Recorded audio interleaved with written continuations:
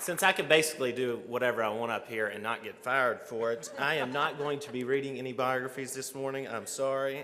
That's one of my least favorite things. I hope you know that. Just kidding. But the main reason I'm not is because these gentlemen don't really need an introduction.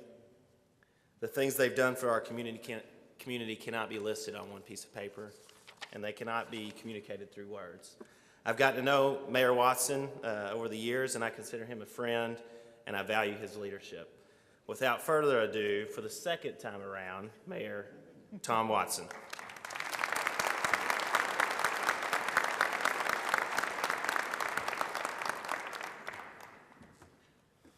Thank you, Adam. And buenos días, ¿sabes quién? Muy bien. Good morning. How is everybody? Since I haven't seen that video, I can't comment on it. Give me a 2 clap if it was any good. All right, that's not too good. Okay, as Yogi Berra said one time, it's deja vu all over again. But I'm honored to return to this podium as mayor of this great city that we all call home. I am humbled and sometimes emotional to be part of a team that will guide us through the next 4 years.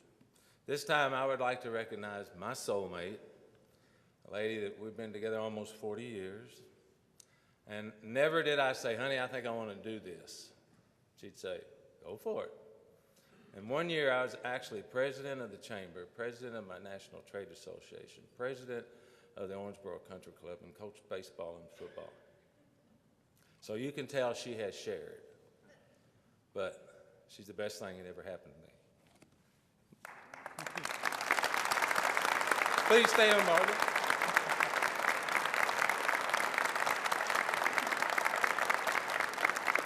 Since our city commission has already been introduced, I don't know, I couldn't tell whether you stood up or not, Larry, so at this time, I'd like to introduce our city commission. Mr. Bob Glenn, Ms. Pam Smith-Wright, Larry Conder, Mr. Jay Vallada, and since we are actually a city manager form of government, I'd like to recognize a couple other people on our team, Colonel Bill Parrish and Adjutant Ed Ray. And you know, to our employees, they're our boots on the ground, and you can actually have contact with them. You might not be able to get a hold of me because Leslie said she's not going to let anybody get a hold of me for the next 4 years, but you know, you could do our sanitation folks, Parks Department, a lot of things, a lot of employees that you could actually come in contact with. So they're the ones that do the work that make us all proud. And you know, our quality of life is dependent on how well they do their job. And I'm very impressed. And at this time, any city employee, former or present, I'd like for you to stand and be recognized.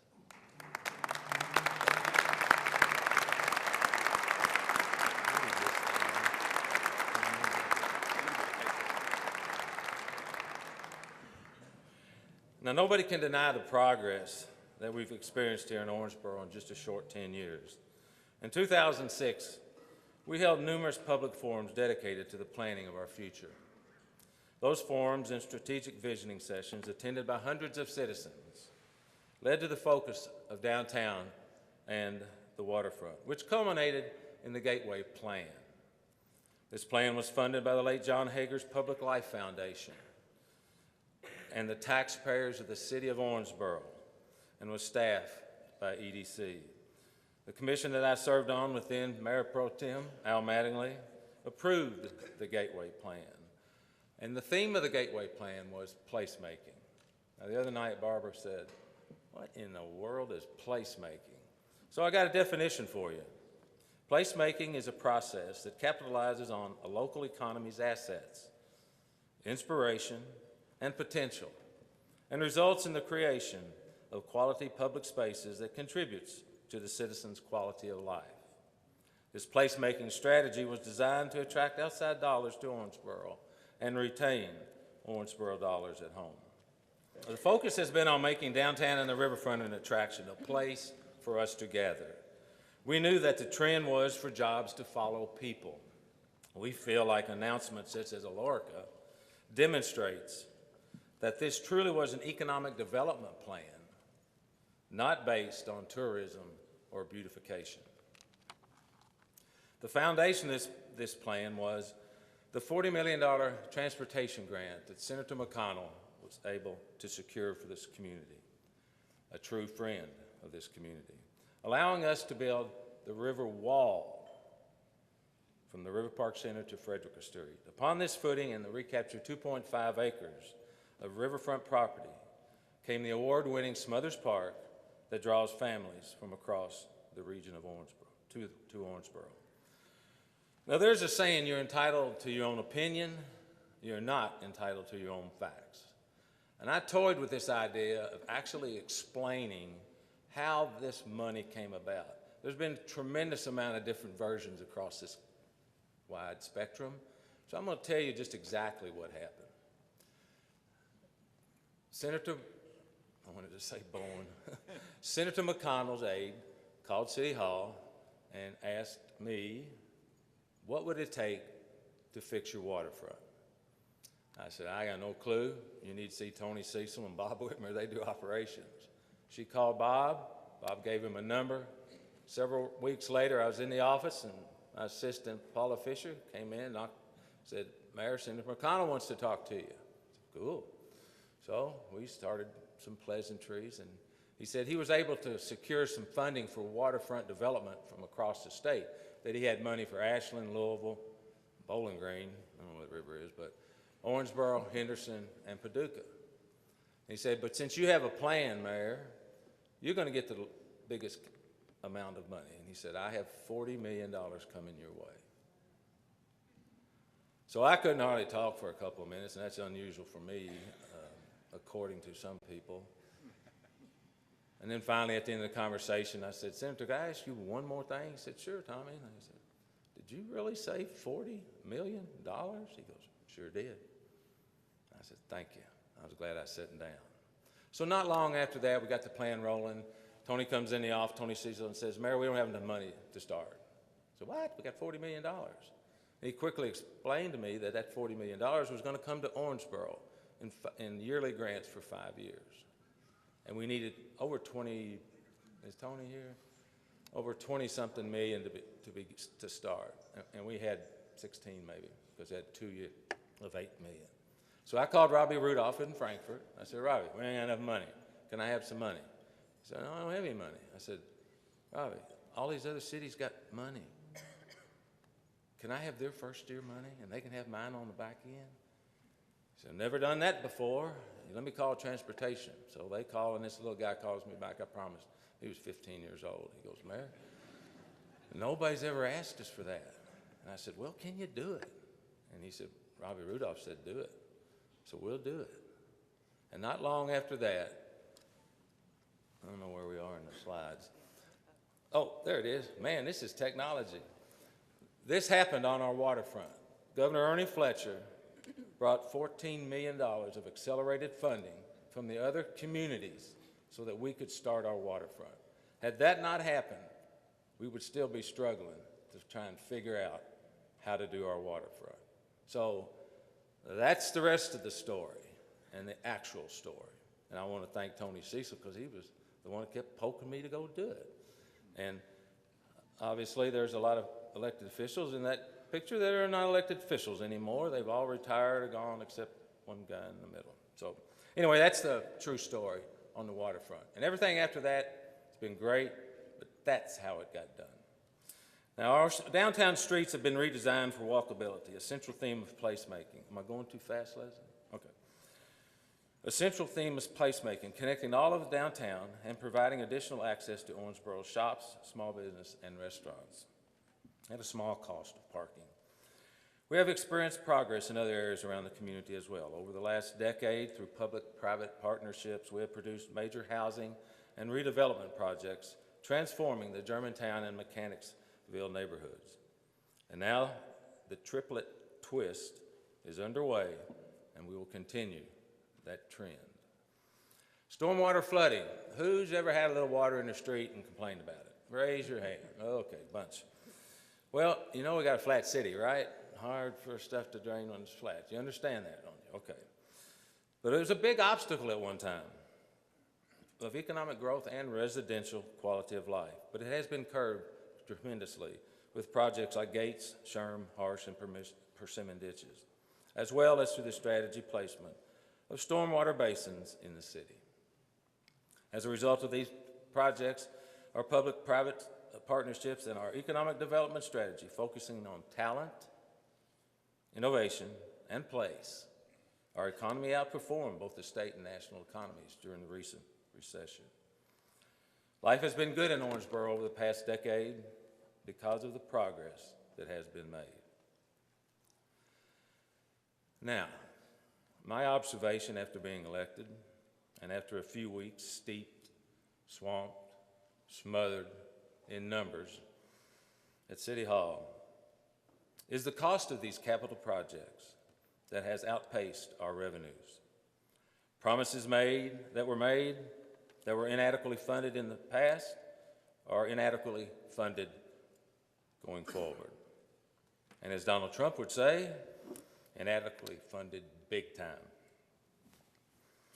When you think of the many ventures that we have committed to over the past few years, the promise has been economic growth will pay the freight. Now, I'm confident in our long-term economic growth, but things like costs of air shows, economic investment projects, museum construction, convention center subsidies, parks like Smothers Park, creation of recreational facilities like Ben Halls, free downtown trolley services, community college construction for workforce development, and many others have been paid for without new revenues to pay their costs. The expense side of our city budget has increased dramatically because of these projects. But as decisions were made to say yes to projects, our city government also said no to increase in revenues. Those rates have not increased over the past 8 years, but new projects kept being added and added and added. The revenues lost over the past 8 years by just not taking the property tax increase that city staff recommended amounts to a little over $7 million. And that's revenue that can never be recovered. While the city's annual budget, year after year, reflected property tax increases to fund some of these spending increases, those increases were never approved. Rising expenditures without equivalent increases in revenues is not a sound management, whether it is personal, business, or your city's finances.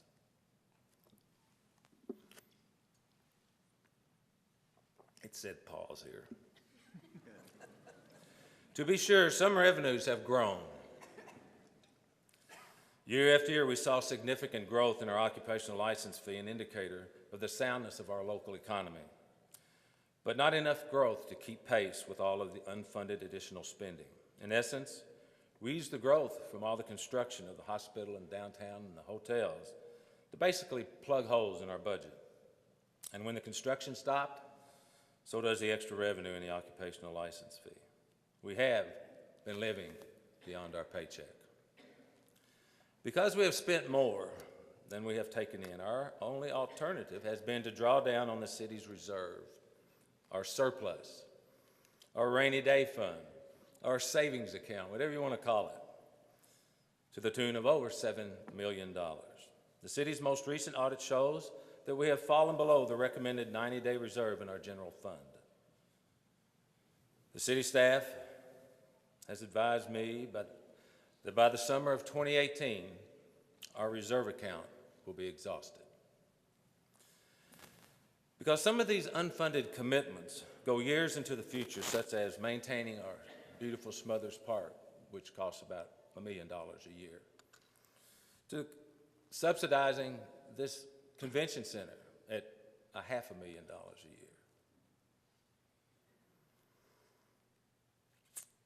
There's no stopping the future train and the cost that it's barreling down the track.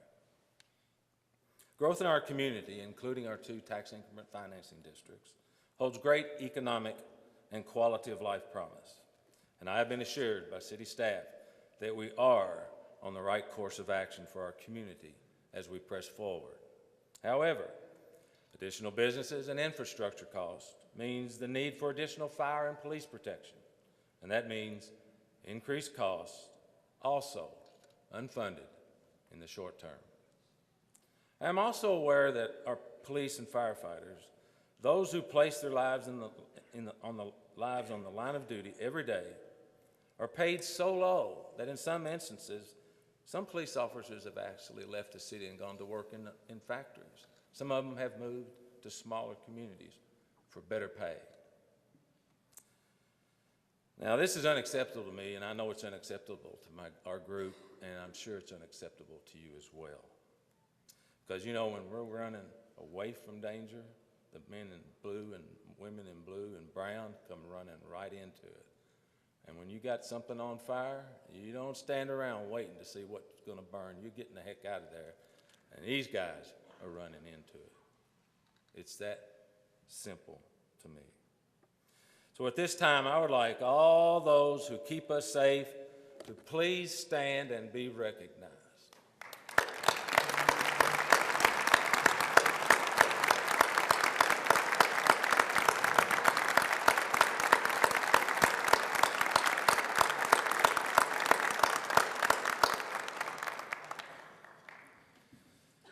Now, related to this, our police and firefighters pension fund, a local legacy pension that is no longer open to our current employees, but still pays retirement costs for those who retired in the 1990s. It's actuarially unsound. This pension fund will require the city to subsidize that account beginning next year with an estimated annual payment of $850,000. We have made promises to these former police and firefighters, and we're going to keep them, by golly. I was well aware of this future cost at one time, and the plan was actually funded to avoid this, exactly what is happening now.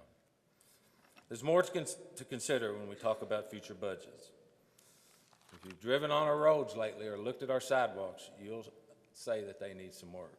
Despite the exhaustive efforts of our city employees to stretch every dollar and work tirelessly to keep up with our infrastructure needs, without additional funding in those areas, we will have even greater costs for the maintenance and repairs in the future. And those of you that are old enough to remember the Fram oil commercial, pay me now or pay me a bunch later, that's where we are right now. I have been told by staff that we're currently on a 40-year road replacement plan, and that's double what it was just a few years ago. Sorry, Pat, Yeager. Our police and firefighters, our public works employees, our parks department, and our support staff within City Hall have done more with less than any city I know of. But we can't continue to ask them to do this. I was told at one time there's no telling how much overtime some of these policemen have had to do and are willing to do because of their short staff. We have been spending beyond our income. We have underfunded our basic infrastructure. We have not adequately compensated our public safety officers, all while living on a steadily declining savings account. Kirk, I sure could use one of them phone calls about right now, let me tell you that. To be sure, there is good news.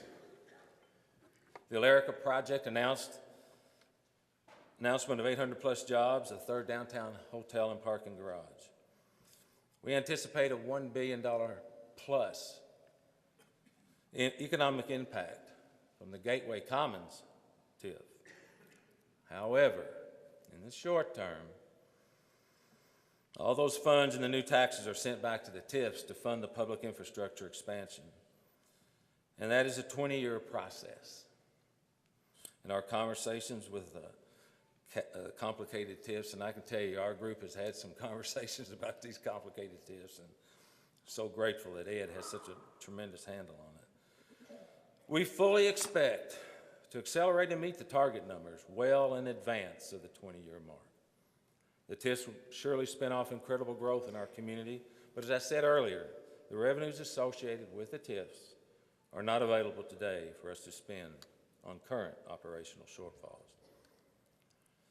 Now, no one can be assured of when that day will come. Nobody. Now we are charged with getting our fiscal house back in order while these investments mature. I have been assured by the staff to the best of their ability that these investments will meet and exceed our expectations. With the reserve fund on track to be depleted in 2018, depleted. I said pause, didn't I? Forgot.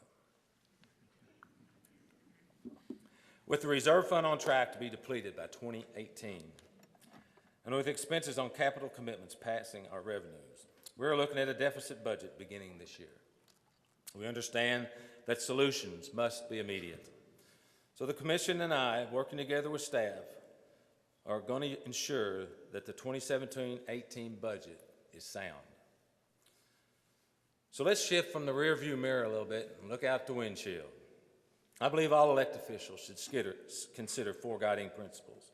Number one, public safety. Number two, sustained economic growth. Number three, controlled spending. Number four, work towards a balanced budget.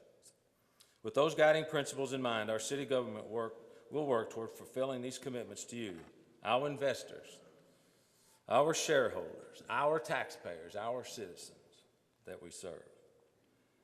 With that in mind, we must have a vision to have a secure financial future for city government. My partners and I on the City Commission are going to ensure adequate resources to meet the needs of the city. We will review and have been reviewing every possible efficiency and every revenue enhancement option to both lower expenses and to raise income in order to meet our projected shortfall. Additionally, I pledge to you that I will continue the fulfilled promise I made during my first term as mayor to show fiscal restraint while in office.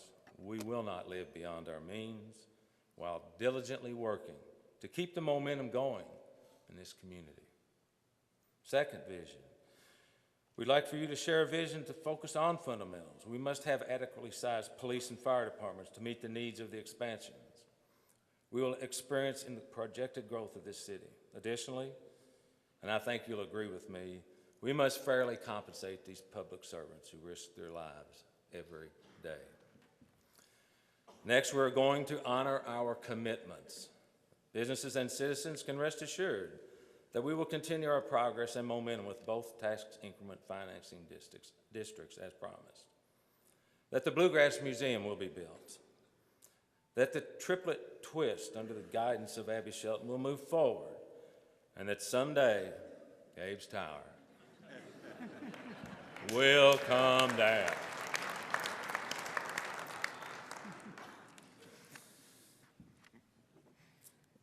I have a vision to expand our partnerships for our city.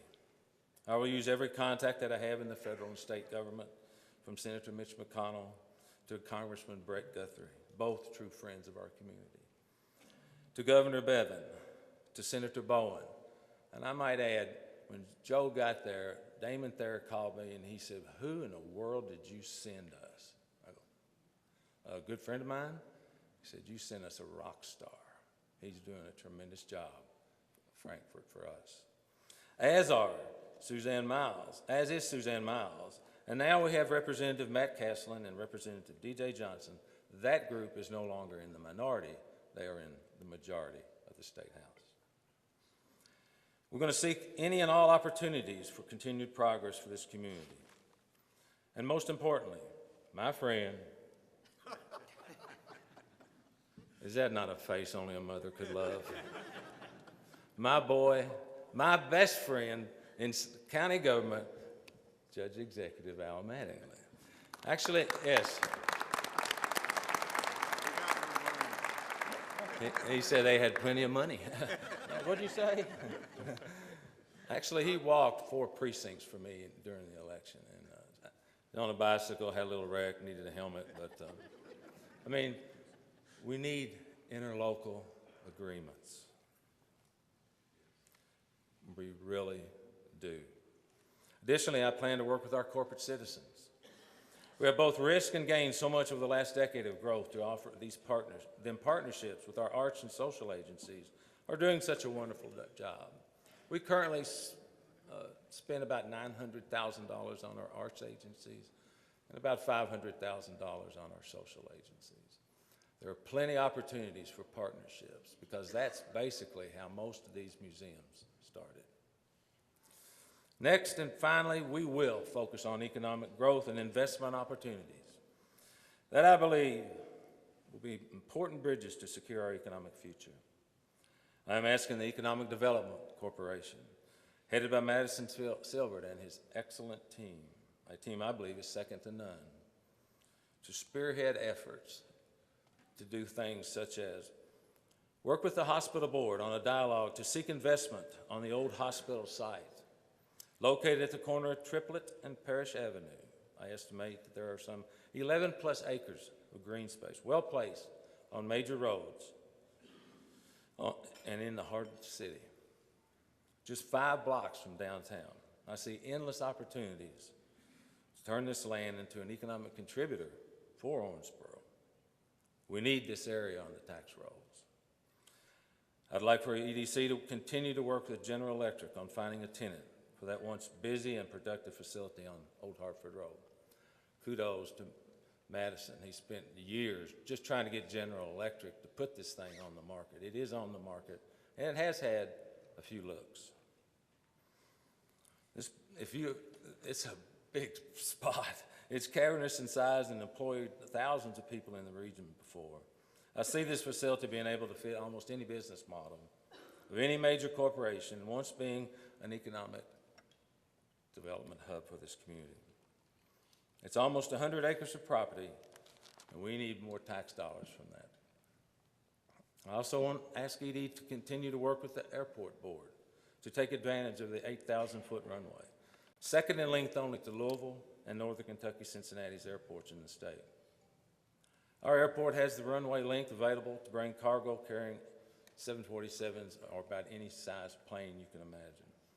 When you think of the economic possibilities for this facility, especially when combined with multimodal opportunities provided by the Owensboro Riverport, with the rail, and the interstate spur to Owensboro, I believe this is an untapped economic growth asset that I fully want us to explore and have the opportunity to extend the port's foreign trade zone to the airport.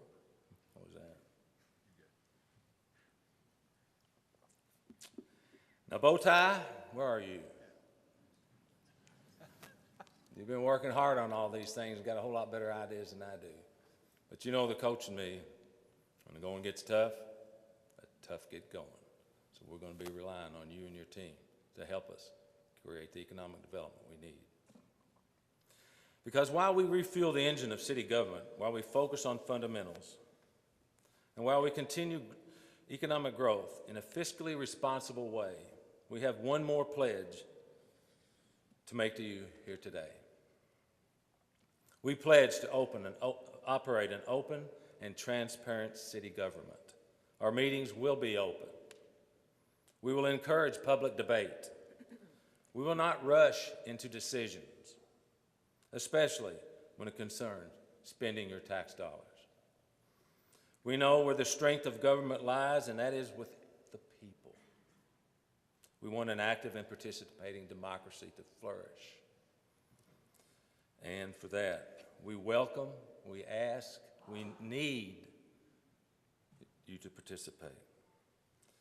Just like Hillary Clinton said, stronger together. And all ideas are welcome. And we've come a long way in the past decade, and the road can be just as bright. So I ask you as a business community to stand with us. Now, during the campaign, both friends and strangers came up to me and said, "What in the hell do you want to do this for again?" I promise you, if I heard that, how many times have we heard that? And it's simple. I love this community. And with love, there sometimes comes a little sacrifice. There was a time in my life when I couldn't stand on my own, and this community propped me up. Community leaders, clergy, teachers, coaches, they all did their best to keep me going. And that's a debt I will never be able to repay. So let's grab a hold of this shared vision so we continue the momentum we keep this great city moving forward. Best wishes to you and your families for a safe and prosperous new year, and God bless.